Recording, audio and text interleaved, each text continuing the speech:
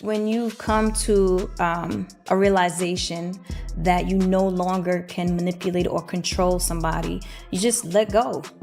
And then you just vomit. And it looks nasty, it smells nasty, and that's a reflection of the person that you are. Irv has flat out lied about a lot of things. And the crazy thing is, like, when we were in a good space, a positive space, like, pillow talk is a dangerous thing. You know what I'm saying? And there are so many things that, like, I know, and there's so many things that, like, and for a long time, and probably forever, like, I don't have the desire to expose certain things. You know what I'm saying? Isn't it wild how the last thing many of us will remember about V. Gotti is his fixation on Ashanti? Not too long ago, Storm Monroe shared the news that things weren't looking great for Irv Gotti, and that he was in a critical coma. Now, his family has confirmed that he passed away from a stroke. Before his passing, 50 Cent made a post expressing regret, saying he wanted Gotti to see his new shows. Some people felt that 50 Cent's comment was too harsh, especially now that he's gone. But Ashanti isn't feeling sympathetic. Given what he did to her 2 decades ago and what he would have likely continued to do, she doesn't feel sorry at all. Accountant, he wanted to control all my finances. He wanted me to invest in, what was it, Irvin Jeffries. You know what I'm saying? And I was like, well, why? It don't say my name. It says Irvin Jeffrey, motherfucker. So you can laugh now. Now I can laugh, yeah. But when you think about it in hindsight, it is hurtful because this is a person that you trusted and that you thought really had. Ja Rule, Ashanti, and Vita. Those are the names that Irv Gotti and Murder Inc. helped elevate to fame. He certainly had an ear for good music, shaping the sound of the early 2000s and making a lasting impact on both hip-hop and R&B. He also managed to beat the feds when they came after him.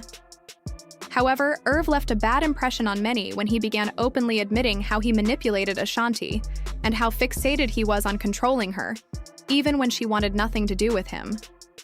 Made those records. You know what I'm saying? Like, she wrote them, but she wrote them with the help of me telling her what to write. And all of y'all, whoever knows me, I don't lie.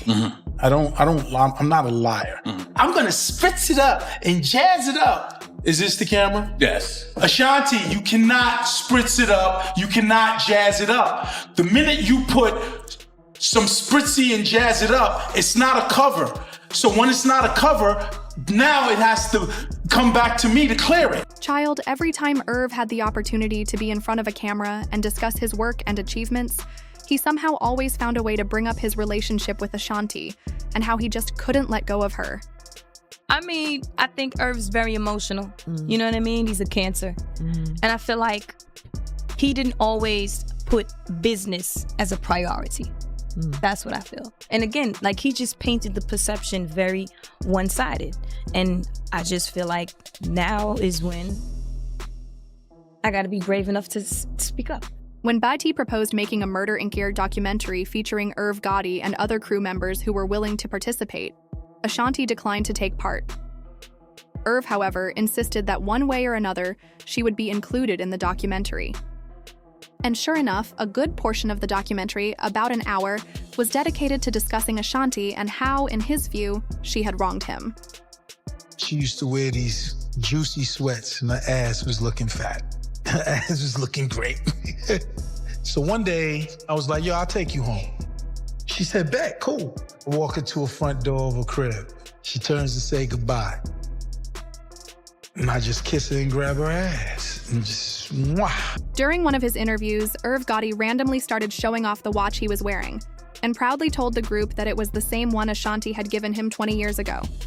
He had finally memorized the inscription she had written on it, which said, "You change lives forever. Love, Ashanti."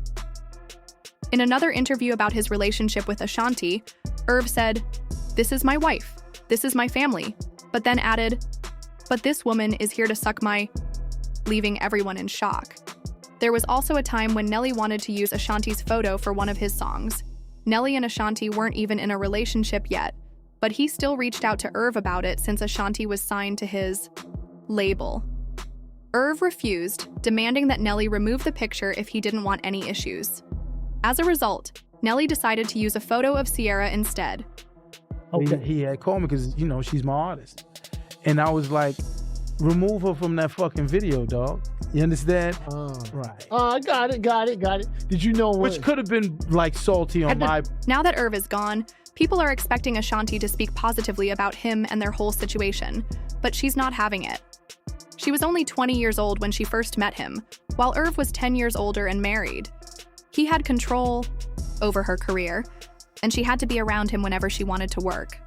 Feels like he's losing control, and he can't manipulate, and he can't dictate, and he can't tell you what to do with your finances, and he can't, control, where you go and who you're with. And, I think that gets to a man's ego. So then he turns to bashing, and he turns to intimidation, and he turns to, try to make you look bad. Mm-hmm. You know what I'm saying? To boost his own ego.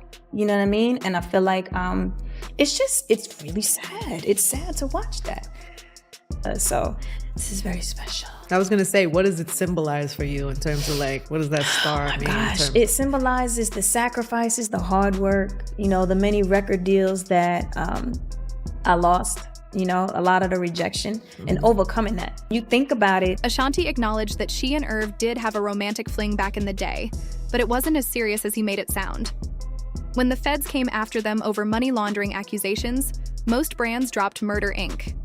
Ashanti was at the peak of her career at that time, but once the scandal hit, all the brands working with her saw her as guilty by association and refused to work with her. Even when Murder, Inc. was found not guilty, the damage was already done, and Ashanti felt it was time to move on. Even Ja Rule, the biggest artist on the label, cut ties and refused to work with them. Yet Irv directed all his anger at Ashanti.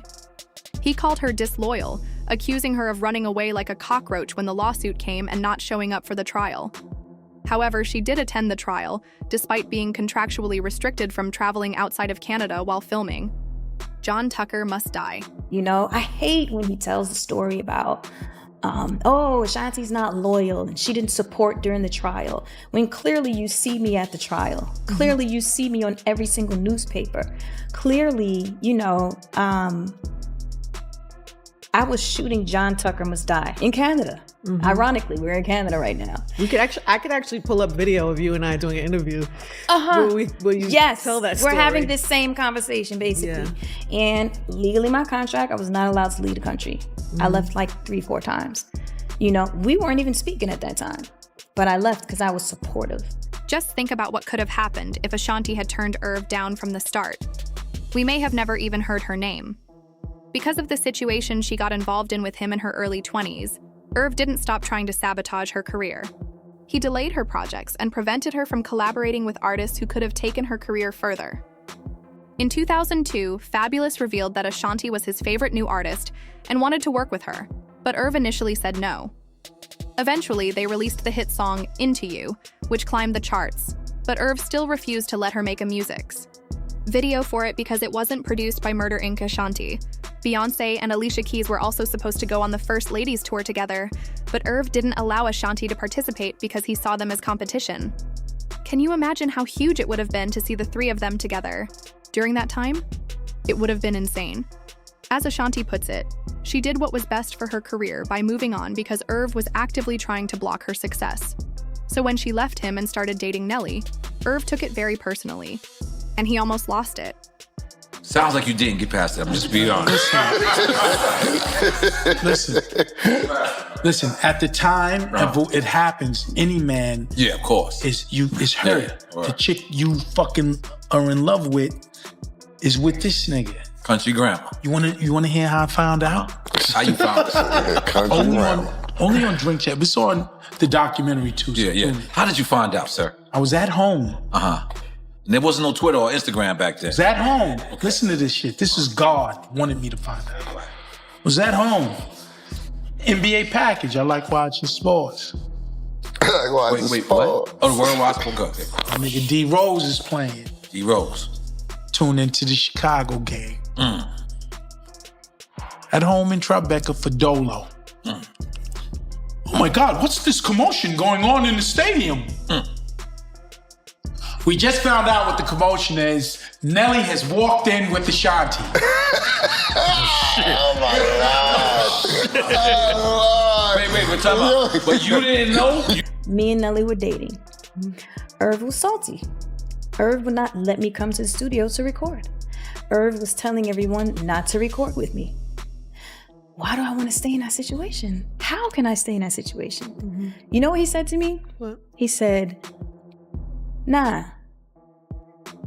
You want to be with Nelly? Go sign a Dirty Auntie. We don't want you. Gotti reworked her songs but refused to release the original versions. According to Ashanti, he kept holding on to some of her best work.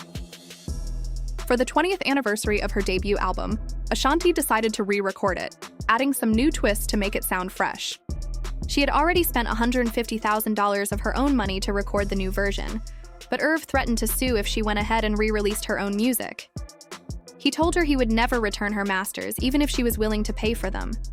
Instead, he sold Ashanti's masters to a French investor, meaning all the time and money she invested essentially went to waste. From this guy named Olivier Chastain. He sounds dangerous. He's a billionaire Frenchman. Okay. And he's my guy, and I'm entering a deal with him for a lot of money. I'm supposed to make some noise.